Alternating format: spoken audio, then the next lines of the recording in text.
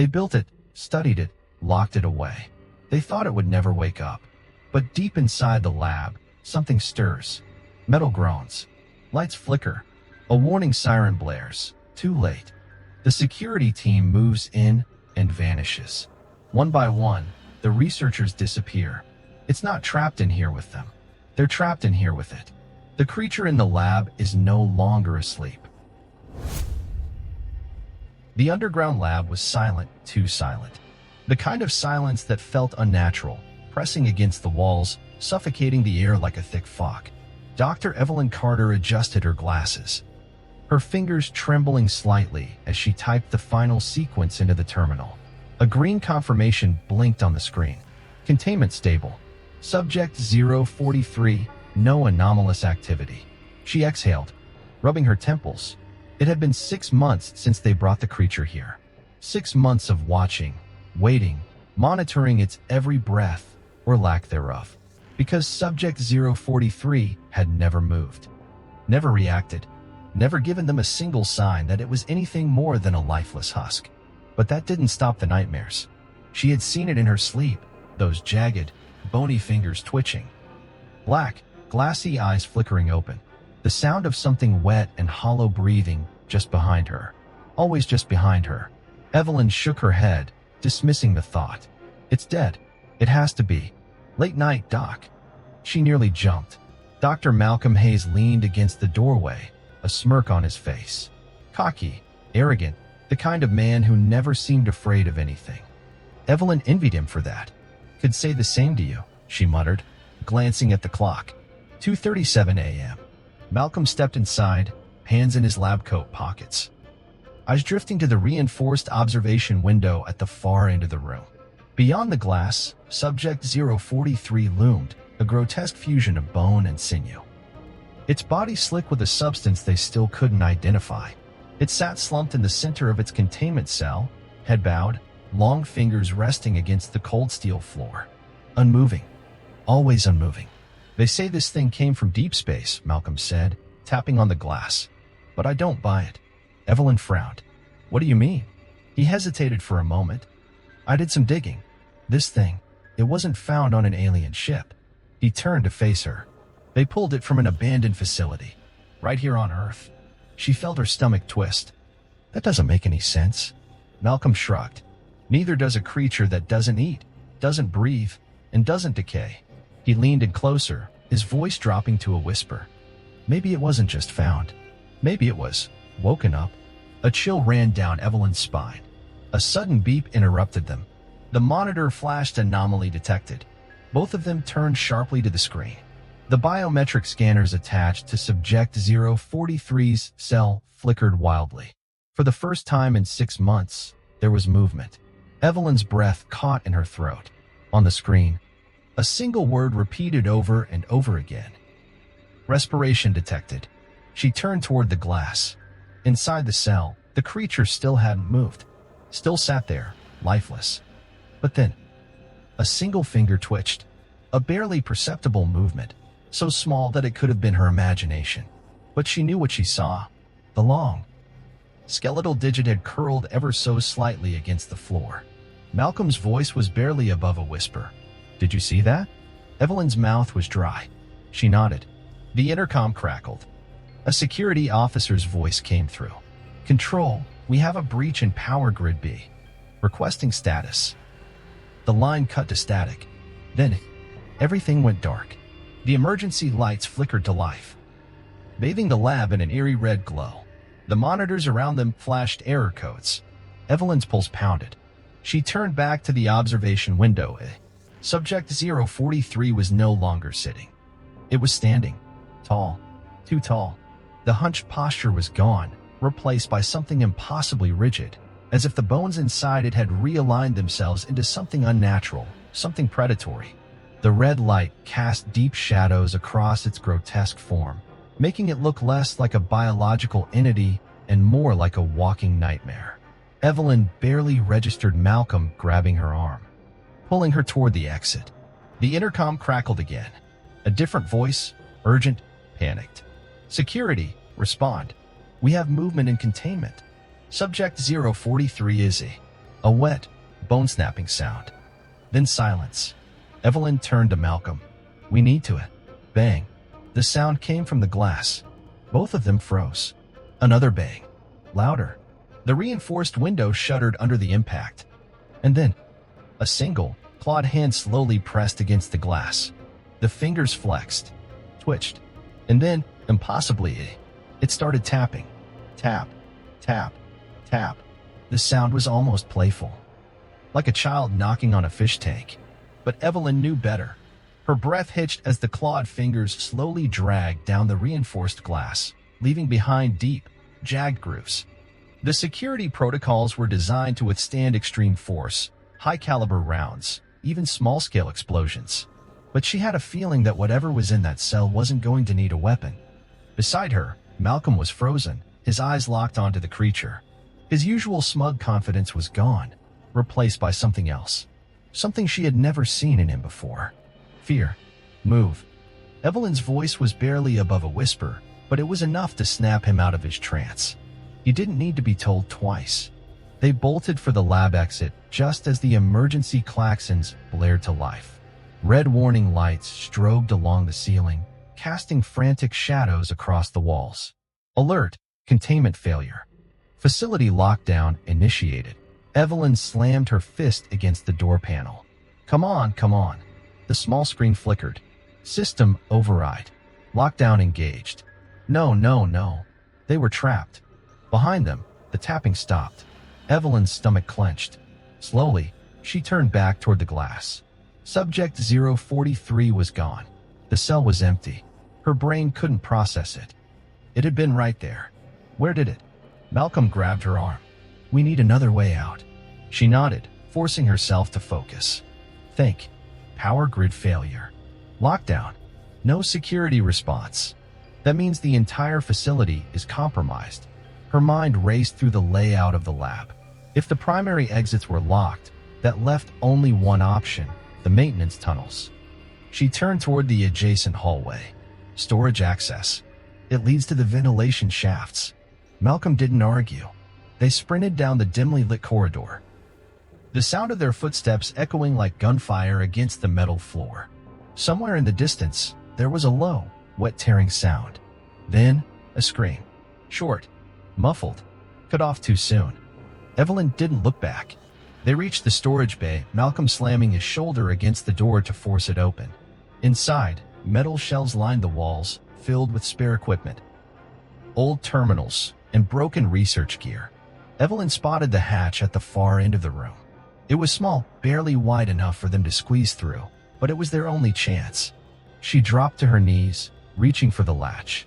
It was old, rusted, but it... Bang! The sound came from the hallway behind them. Evelyn's blood turned to ice. She turned just in time to see the lights in the corridor flicker and die. Darkness swallowed the entrance. And then, click, click, click. The sound was inhuman, sharp, deliberate, like claws against metal. Malcolm took a step back. Oh, shit. A shape emerged from the darkness. Tall, wrong, twisted. It moved slowly, deliberately, its elongated limbs dragging across the floor. The emergency lights pulsed, revealing flashes of gleaming black exoskeleton, rows of needle-like teeth, and a grotesquely distended jaw that hung just a little too far open. But the worst part? It was looking right at them. Not with confusion, not with curiosity, with recognition, like it had been waiting for them. Malcolm grabbed Evelyn's arm and shoved her toward the hatch. Go? She scrambled forward, wrenching the latch open just as a guttural, bone-chilling hiss filled the room. Malcolm turned, too late. The creature moved faster than anything that size should be able to. It slammed into him with a sickening crunch, throwing him against the metal shelving. He choked on his breath, eyes wide with shock as the thing loomed over him. Evelyn's hands trembled as she gripped the edge of the hatch. Malcolm. He looked at her, and in that split second, she saw the truth in his eyes. He wasn't getting out. Blood dripped from his mouth. He forced a grin. Don't just stand there, Carter. Move. The creature lunged. She dove into the hatch, yanking the cover shut behind her. The last thing she heard was Malcolm screaming. Then, silence. Just silence. Evelyn's breath came in short, Sharp gasps as she crawled through the maintenance shaft, her fingers slipping against the cold, greasy metal. She wasn't thinking. Not really. Her mind was still back in that room, still hearing Malcolm scream, still seeing the way the thing had moved, the way it looked at them like they were prey. She swallowed hard, forcing herself to focus. She couldn't break down. Not now. Survive. That's the only thing that matters. The ventilation shaft was cramped, barely wide enough for her to maneuver. The air inside was thick and stale, carrying the scent of rust and something else. Something rotting. She wasn't alone in here. Somewhere deeper in the tunnels, she could hear it. A faint, rhythmic clicking. Evelyn bit her lip, trying not to breathe too loud. The creature wasn't hunting blindly. It knew she was in here. She pressed forward, crawling as fast as she could without making too much noise. The shaft stretched ahead, barely illuminated by the flickering emergency lights from the lab below. Then a sound, a soft metallic thud. She froze. The clicking had stopped. It was listening. She squeezed her eyes shut, pressing herself against the wall of the shaft. Don't move. Don't breathe. Then, the metal groaned. Something heavy had landed on the vent above her. Evelyn's stomach dropped. It was crawling on top of the shaft. She could hear the sickening scrape of claws dragging against the thin metal, hear the slow, deliberate way it moved, testing the structure, searching for weak spots. A low hiss echoed through the tunnel. Evelyn clenched her jaw so hard she thought her teeth might crack. If it punched through the vent, she was dead. Slowly, so slowly, she reached for the wrench strapped to her belt. If it came to it, she'd fight, even if she didn't stand a chance. The metal above her dented inward. A single clawed hand punched through the vent, stopping just inches from her face. The fingers twitched, groping blindly, reaching for her. Evelyn didn't think. She swung. The wrench slammed into the hand with a sickening crack. The creature let out a guttural snarl, jerking back as the vent trembled under its weight. Evelyn didn't wait to see what it did next. She ran, scrambling forward. She half-crawled, half threw herself down the shaft. The metal groaned and rattled beneath her as the creature followed, moving impossibly fast. Her heart slammed against her ribs as she spotted a junction ahead, two paths. Left or right? No time to think. She veered left. The shaft sloped downward, forcing her into a free fall. She tumbled forward, barely managing to catch herself before she hit the grating at the end of the tunnel. She gasped, pushing herself up. She had seconds before it caught up. She grabbed the grate, shoved it open, and threw herself through. Crash. The shaft behind her collapsed inward. The creature had slammed through it at full speed. Evelyn hit the floor hard, rolling to absorb the impact. She barely had time to react before the vent behind her exploded outward. The thing tumbled through, its twisted, skeletal form unfolding as it crashed into the ground. It recovered instantly, and it was pissed. Evelyn scrambled to her feet, reaching for anything she could use as a weapon. But then she realized she wasn't in the lab anymore. She had fallen into the deep storage wing. Rows upon rows of crates and containment units stretched in every direction, the emergency lights casting deep, endless shadows between them. A maze. And if she was smart, she could use it. The creature let out a guttural hiss, its body coiling as it prepared to launch. Evelyn didn't give it the chance. She ran, ducking behind the nearest row of containers. She moved fast and low, weaving through the narrow paths. Behind her, she could hear it hunting. Slow, methodical. It wasn't chasing her blindly. It was tracking her. Evelyn's pulse pounded in her ears. She had to think.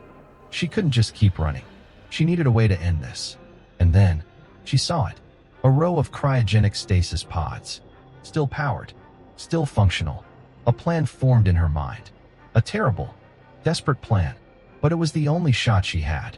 Taking a deep breath, she grabbed the closest piece of broken machinery from the ground.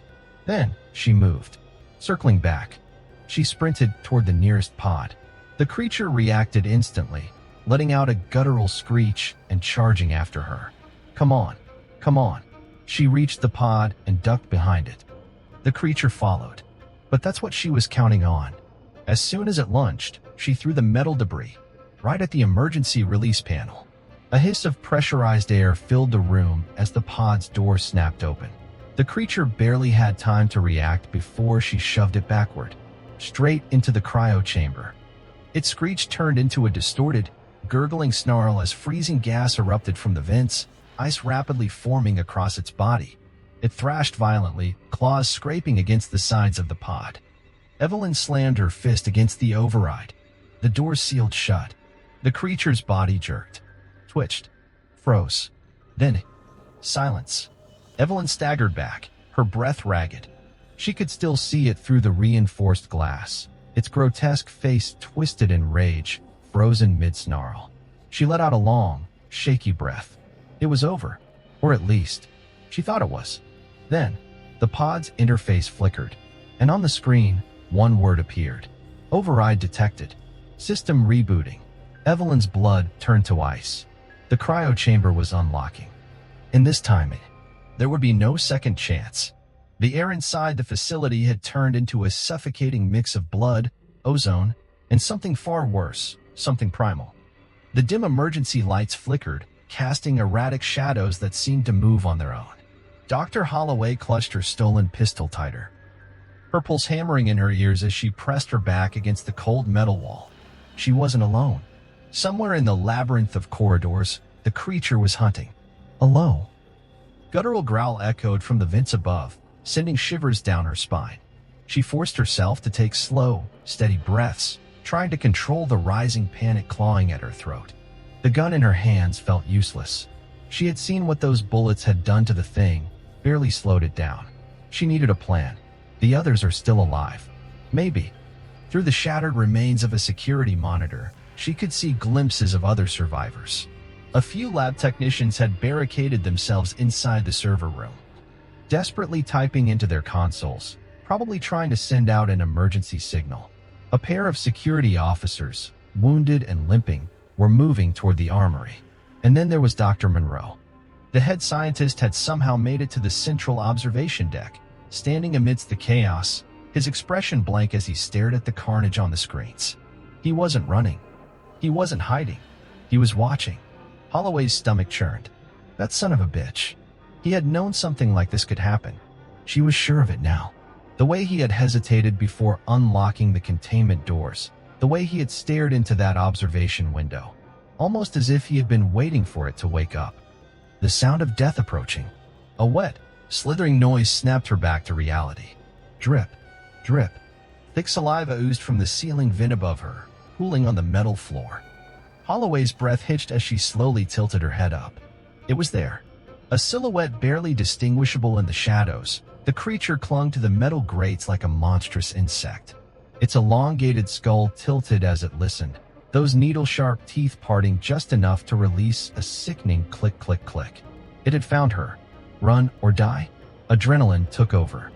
Holloway threw herself to the side just as the creature lunged, metal screeching as it tore through the vent, landing where she had been crouched a second before. Sparks rained down as its clawed limbs scraped against the floor, slicing effortlessly through steel plating. She bolted. The corridors blurred past her as she sprinted, her heartbeat syncing with the blaring emergency alarms. Behind her, the creature gave chase, its movements impossibly fast for something its size. A door ahead, unlocked. She dove inside and slammed her fist against the control panel. The heavy security door hissed shut just as the creature's claws raked across it, leaving deep, gaping grooves. Then silence.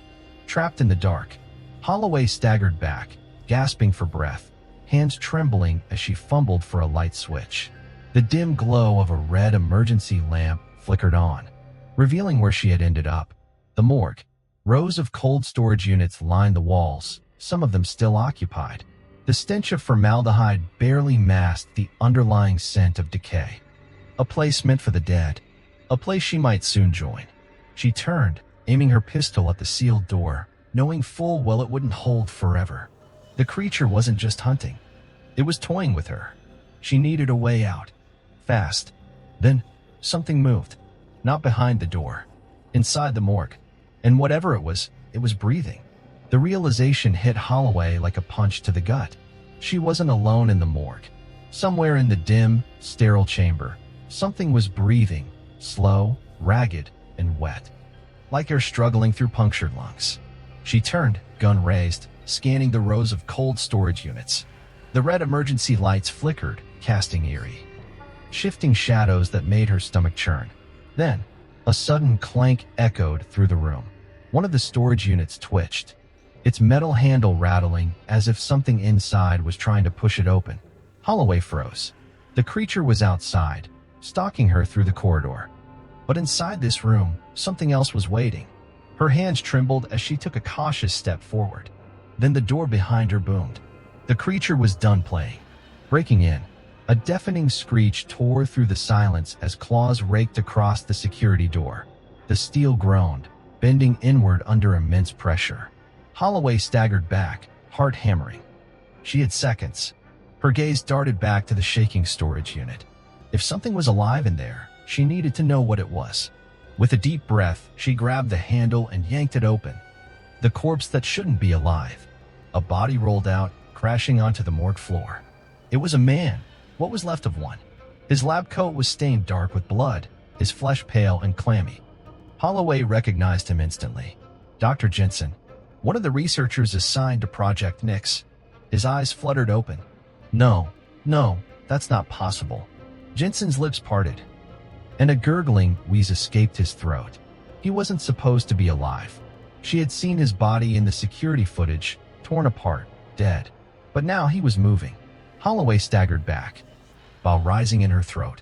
Something writhed beneath Jensen's skin, shifting unnaturally, like something inside him was still figuring out how to use a human body. Then his mouth stretched into a grotesque grin. It's still hungry. He whispered, no more time. A metallic snap. The security door bent inward, barely holding.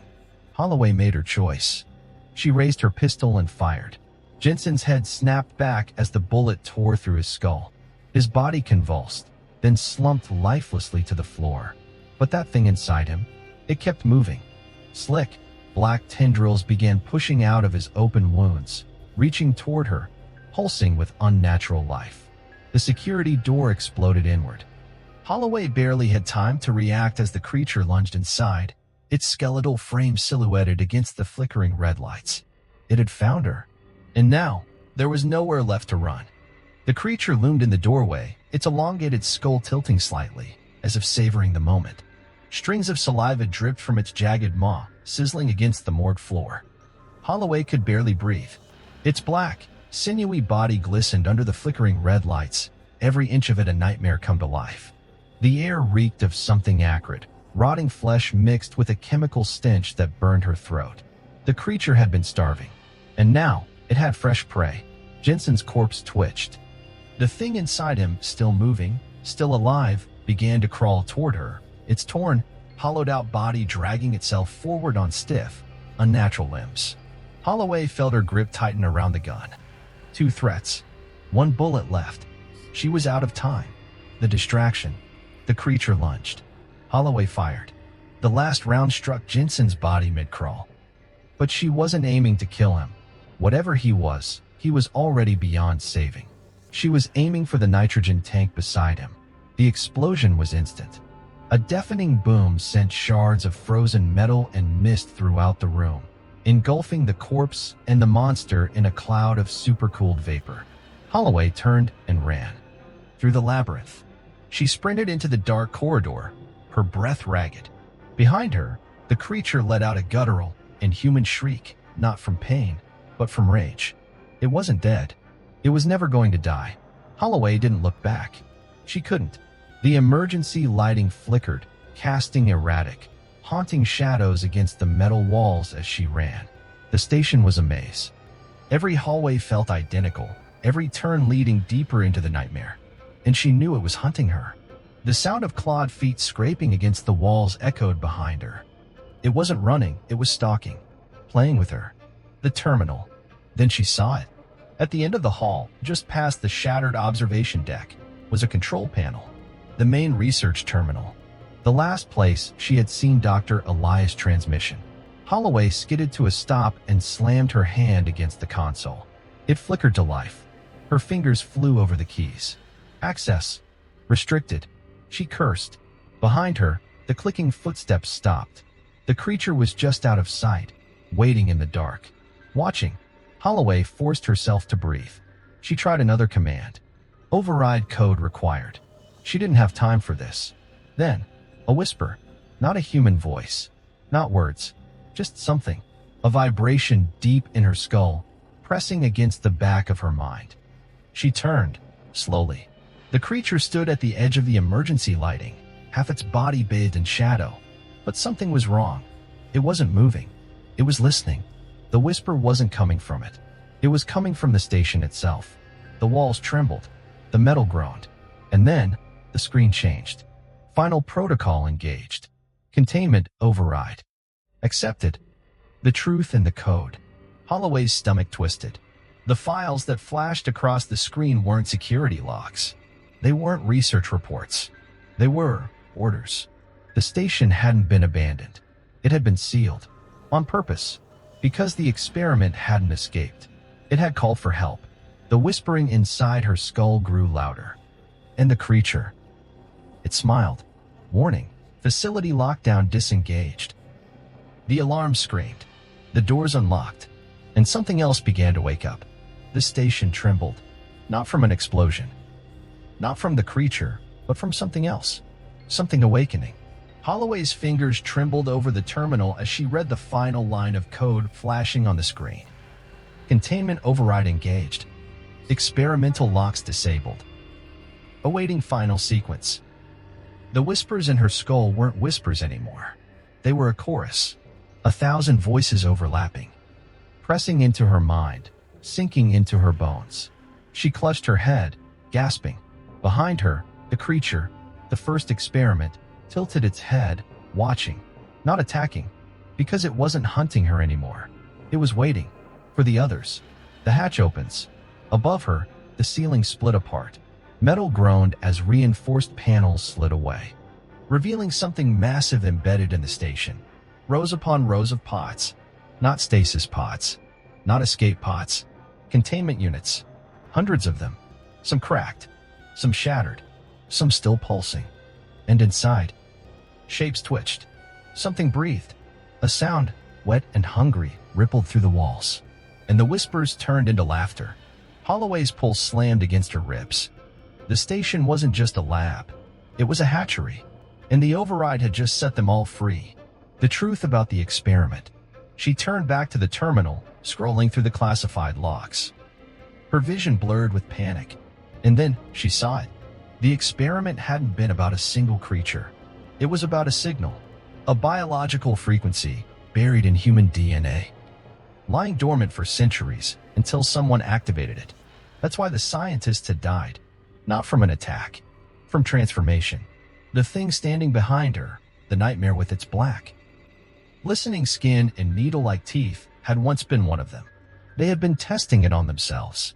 And now, the station was waking up. Holloway took a step back. The creature mimicked her. The pods began to open, and a deep, rattling voice filled the air, one that didn't come from the speakers, but from inside her own head. No one leaves. The final choice. The emergency override button was still flashing. If she pressed it, the station would self-destruct. No escape. No survivors. But if she didn't? She turned, her breath shallow. As the pod split open, limbs unfolded, eyes opened, mouth stretched into impossible grins. The creature in front of her, the first one, lowered itself, flicking its claws against the floor. Not attacking. Inviting. Waiting for her to understand. Holloway's fingers hovered over the button. One final choice. In transmission.